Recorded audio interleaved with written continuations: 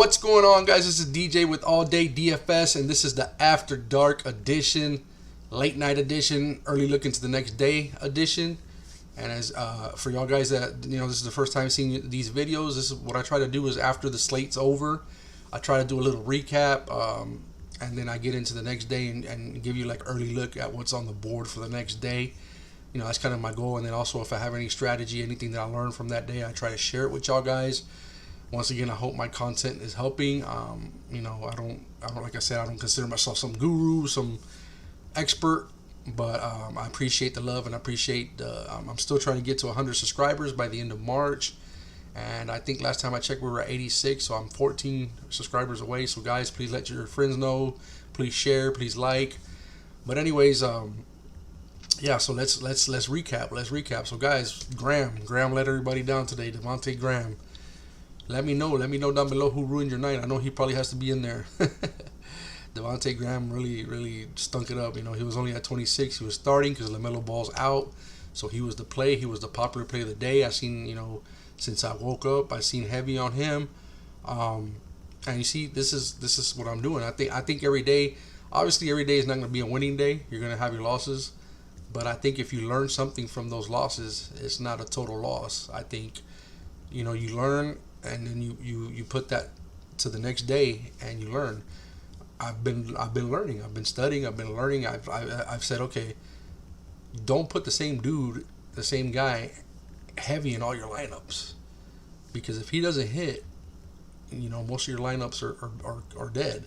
Unless you flex them and you still have a chance to win something. But don't go heavy on one guy. Don't matter how good it looks. We had that already this week. I'm sorry, last week. Today's Monday, right?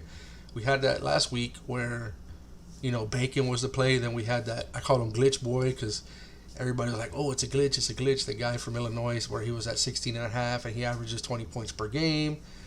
And he didn't hit. We had the gaming pick that everybody was betting the house on. He didn't hit. So guys, if you learn anything from any of this, don't go so heavy on a guy, Or if you're going to go heavy on that guy, if he looks great all across the board, maybe go, one line full game. Next line, if he's a scorer, go with points. If he's a passer, go with assists. If he's a rebounder, go with some rebounds. Switch it up a little bit, because you never know. They might get over on points or over on assists or over on rebounds, but they might not get over full game. So just be careful and don't play one player just because he looks like he's a solid lock. Don't play him heavy. So Devontae Graham did let a lot of us down. Poku from OKC, he came through. I had him in a few lines. Again, didn't bet major. Obviously now I wish I did, because he smashed. But on these guys that are not so, hard to say, like, they're not, you can't depend on. They're not dependable. You don't know yet. Graham is, he came back from an injury. Now he's barely getting back in the starting lineup. Give him a couple games. Let's see what he does. Let's see if he goes out there and gets back to his old form. If he doesn't, he might be a good play for the under on these. But, so Graham let us down. Poku came through. He smashed. Rue Holiday, when I first seen that 42, I thought it was so high. I really didn't think that he was going to get there. Like, I knew he was going to have a usage bump without Giannis. I knew that he was probably going to have a good game, but I just 42 seems high, because, they've had him at 26, 28, 30 lately. So when you see that 42, you're like, whoa. But he killed it. I think he almost had that by halftime, if I'm correct or not. I'm not sure. I only played him on one line, and I know he hit the over full game, but I think he was like at 40, 41 halftime. So yeah, he smashed. My big winner, I had a $600 winner. I did 2-pick power first half. I had John Morant and Gauges Alexander. I can't even say his name. I had Shai and Morant, and I had them both going under, and it was a sweater because Morant at one point looked like he was going to go over in the second quarter, and I was like, oh my God, but he didn't go over. He had a turnover, and he missed a last second layup or something, or a jump shot. If he would have hit that jump shot, I think he would have went over. But anyways, guys, it was a great night for me and my team. I hope y'all guys had a great night as well. Let me know down below. So let's go ahead and get into it. Let's see how tomorrow looks. First on the board, and we got a battle of the Nicolas. We got the Orlando Magic versus the Nuggets. So first on the board, we got the Joker. He's at 55. Now, let's go look at him real quick. So He's going against the Orlando Magic, projected at 55. So last 5 versus Orlando, he has not. Well, he's only played in 4 out of the last 5, but he has not gone over 55 the last 5 versus Orlando. The last 5 games overall, as you can see, he had some big games in there. He's gone over 3 out of 5. So 3 out of 5 and 0 for 5 the last game versus Orlando. He's projected at 56.5. So obviously they like him for the over. I like him for the over all day, but here's the problem. You know, Orlando is going to be a major player. It looks like they're going to be a major player in these trades and the trade deadline. And it looks like Gordon is going to get traded, you know, any day now. It looks like he might get traded to the Celtics, maybe the Rockets. It looks like the Celtics are the one right now that have the most, you know, that are in the talks to get him.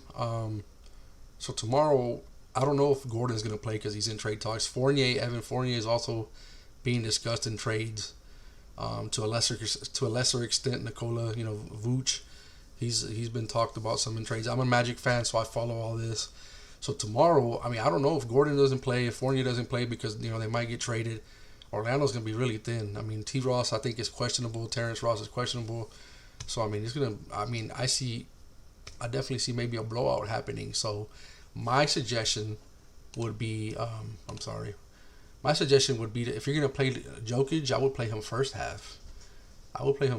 Because I definitely can see a blowout. Okay, I know we shouldn't probably play for blowouts, but the thing is that we want to lock these guys in early. We want to get them at that point. Right now, we can't do first half. So myself, if I were to lock in Jokic, I would lock him in on a light bet. I would just do a light bet, maybe even flex it. Or if I don't flex it, if I do a power, it's going to be a little bet because, like I'm saying, I'm scared of the blowout because Orlando could be thin. These guys that might get traded, even if they don't get traded tomorrow, they might not play just so that they don't get injured and it doesn't hurt them, you know, so they can still get traded. So just keep an eye on that. Wait for the news. And guys, that's something else that I learned today was that, you know, I seen all this stuff going on. Oh, get this guy, get that guy. I mean, there were some good ones, you know, like Poku on the rebounds.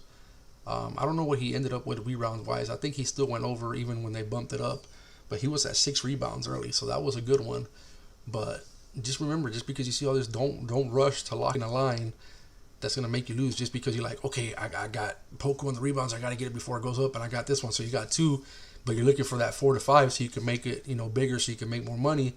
If you only have 2, lock in those 2, man. It's okay to spend $10 and get 30 back, you know.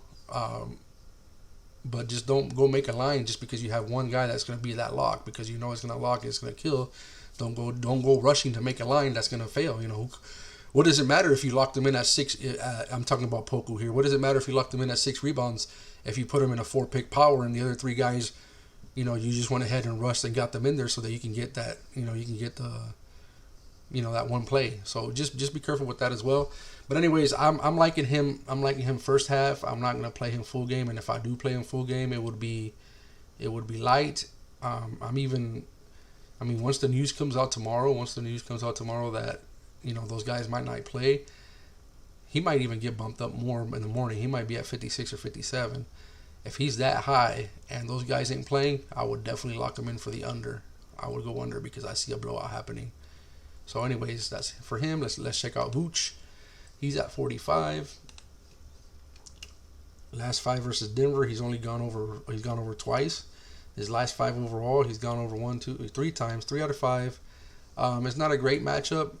It's 10th rank, 2nd rank versus position, and I forgot to say up here, Joker has 24th rank versus the Magic, but 3rd rank versus his position. So, you know, you got Vooch, which, I mean, he's not really known as a defensive center, but you got Kim Birch in there, he's pretty tough. He's a good defensive player. Bamba, if whenever he does get playing time, he'll get you, you know, he gets some blocks in there. But anyways, like I said, I'm just playing him first half. So back to him. Draft dashboard has him projected at 48.5, which is it's over by 3.5 points. So, you know, they like him for the over. Again, I don't know if he gets there. Because it could be a blowout. I mean, if they're getting blown out, you know, what's to say they don't pull him just because, you know, they're down by 20 or 30 in the third quarter. They might pull him halfway through the third quarter. At the end, he might play 3 quarters.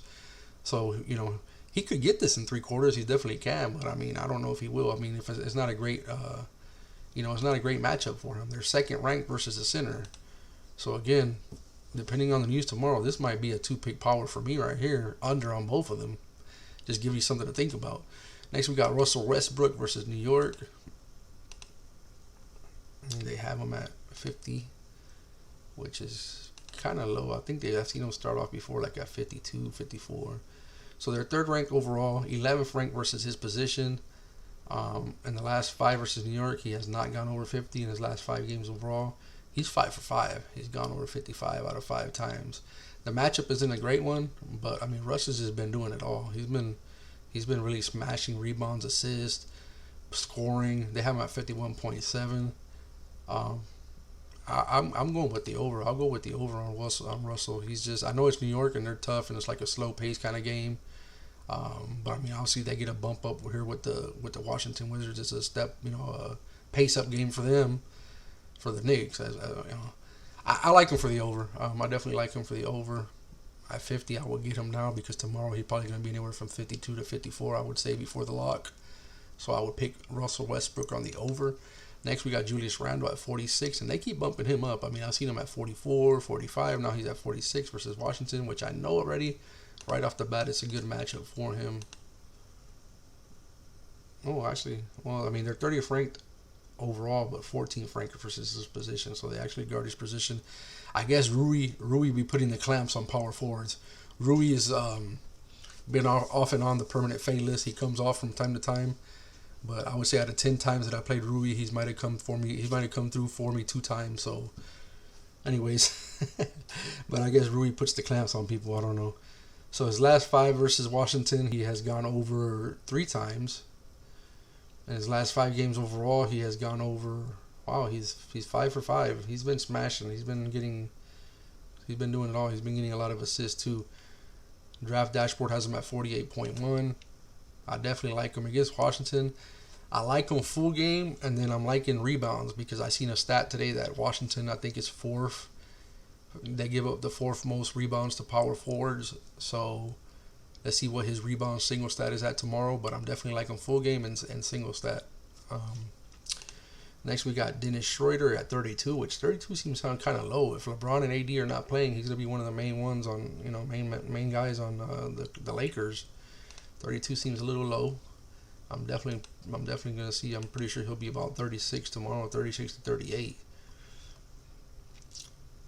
So he has a good matchup all across the board. 21st ranked, 27th ranked versus his position.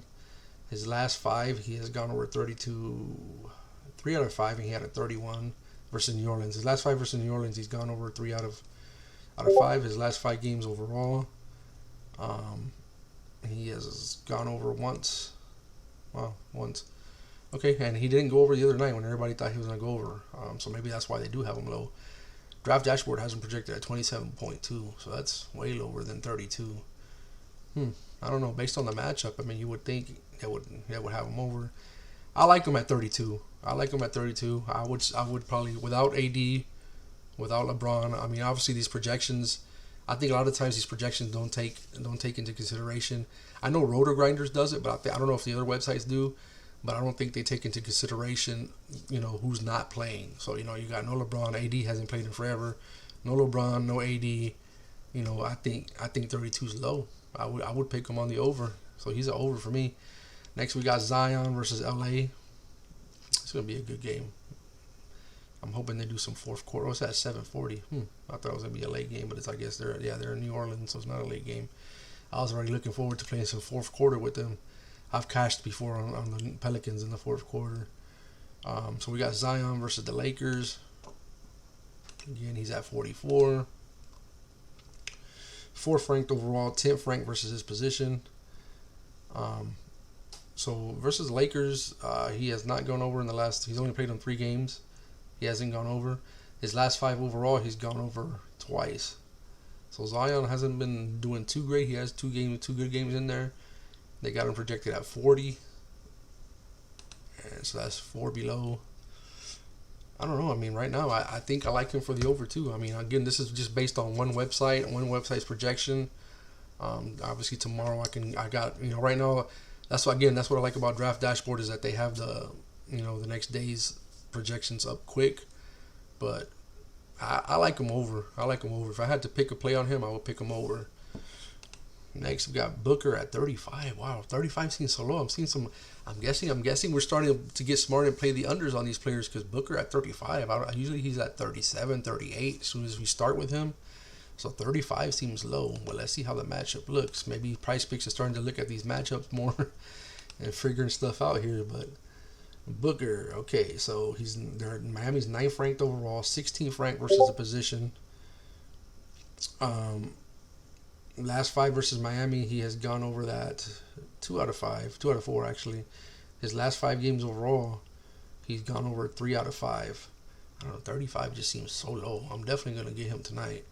So they're projected at they have him projected at 36.9, so that puts him on the over. I mean, Miami's, they're a scary, pretty good defensive team, but it's 16th ranked versus his position. So I'm definitely gonna make a line with Booker tonight. The pace is a pace down, for them. But I like this at 35. 35 just seems low, It should be a competitive game, I'm thinking. Hopefully it stays close. Miami's back at, I don't know if Dragic is coming back, but Miami's at full health. So hopefully they make it competitive. Next, we got Jimmy at 46. So Jimmy has been playing kind of not up to his standard lately. Like, he hasn't been, I haven't seen him crush like this. So is there number one ranked versus his position. So it's definitely not a good matchup for Jimmy. Now, Jimmy did have a 48 last game. So I think they started him at 48 last game. So he hit his projection. And they rounded up. So it might have been 47. I'm not sure. I didn't play Jimmy last time. So Jimmy has been over 46. He's only hit 46 once versus Phoenix in the last 5. In his last 5 games overall, he's gone over 3 out of 5. He's projected at 48.3. So I know it's not a good matchup for them. I know it's not a good matchup for him. But, I mean, right now at 46, I would take a little bet on him. On 46, I might throw him. What I like to do, guys, is to do about 2 to 3 lines. Not put big money because I don't put huge money on these early picks because I don't have all the stats and I don't have the projections. And then we never know on the news. Guys, it's been crazy lately where like today, Jason Tatum was like a scratch like 40 minutes before the game started. I mean, we didn't know that all day. Nobody knows that. So, I mean, you don't want to go huge on these guys and they get, late scratch or, stuff like that. So, anyways, I throw a little quick line. So, that's all we got for tonight, guys. We already covered the 8 guys. Again, I like Jokic under because of the blowout full game. I'm going to look at him first half. Vooch, I think I like him under as well because of the blowout. I really see a blowout coming. I don't see these guys playing. They might get traded for the Magic. Russell, I like for the over. Randle for the over. Schroeder for the over. Zion might be a push for me. I gotta get some more research on Zion, on the matchup and all that stuff. I mean, you don't have no AD, so they're gonna have. Who's gonna guard him? Kuzma. I know Kuzma can't guard him. Montrez. I don't really see nobody being able to guard Zion in there. He might have his way in there. So if I had to play him, it would be, if I had to play over and under, I would play the over on him. But he might be a fade for me. I gotta research him more. Booker at 35 just seems low to me. I like that right now, and I like Jimmy at 46, even though it's a bad matchup.